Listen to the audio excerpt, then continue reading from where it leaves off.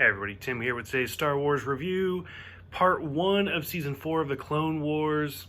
I don't know, it kind of actually started a little slowed for me. I think season 4 is the only season that doesn't have any sort of time jumps. It's all straightforward from episode 1 to episode 22. So part 1 is actually going to be the first 6 episodes for me. It's a 3-part story, a 1-part story, and a 2-part story. So it just kind of made like a natural break.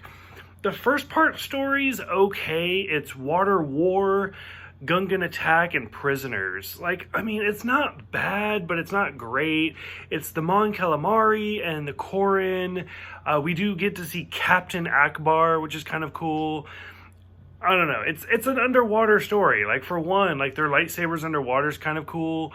But seeing Kit Fisto and they have to call in Jar Jar and the Gungans as backup. Lee Char is the prince that can't get things going. The little shark main villain antagonist is okay. It's just, I don't know, for whatever reason it just felt like a little bit of a stretch. Probably my favorite part is in the 3rd episode where he's swimming and he's stabbing people and the knives are actually bombs. It's just kind of a cool little scene, but overall the first 3 just didn't really stick out to me. Probably my favorite is actually Shadow Warrior, the single storyline where again it's Jar Jar, and I was like, why are we all about Jar Jar right now? But it's the original voice actor, so that's kind of cool. So Jar Jar shows up, Boss Leone, who is another Gungan, ends up being mind controlled, killed off, and Jar Jar basically has to go undercover. So the entire story takes place, I think, on Naboo. And so it's interesting to see there. Grievous is on Naboo. Dooku's on Naboo. They do end up catching General Grievous, but then they do catch Skywalker, so they have to do a prisoner exchange. It is just kind of an interesting wartime episode. So that one I did find pretty enjoyable.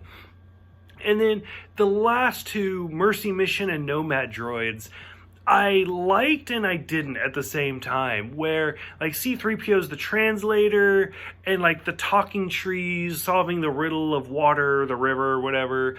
It's legit watching the Droids TV show from the 80s. And I was watching these 2 episodes, they might actually be able to do a whole TV show in this sort of fashion just about the droids again. So I don't know, it's something to think about.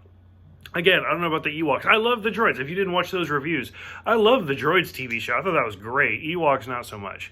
And then even in the second part, where the droids are there when Grievous is attacking, and it's like the droids TV show, where all of this is kind of happening in the background, and you're like, oh, what's that? But you're kind of getting it from C-3PO and R2-D2's point of view, where they're just kind of walking by and they don't really even see it. So, I don't know. The whole Wizard of Oz thing where it's the droids controlling, it's okay, whatever. It's the story was so absurd. That's probably what reminded me of the droid show. So, I wouldn't say I loved it. I wouldn't say I hate it. So far, season 4 is starting off a little weak for me, especially coming off of such great storylines from season 3. So, curious what you guys think. Go ahead, let me know, and I will see you guys next time for part 2.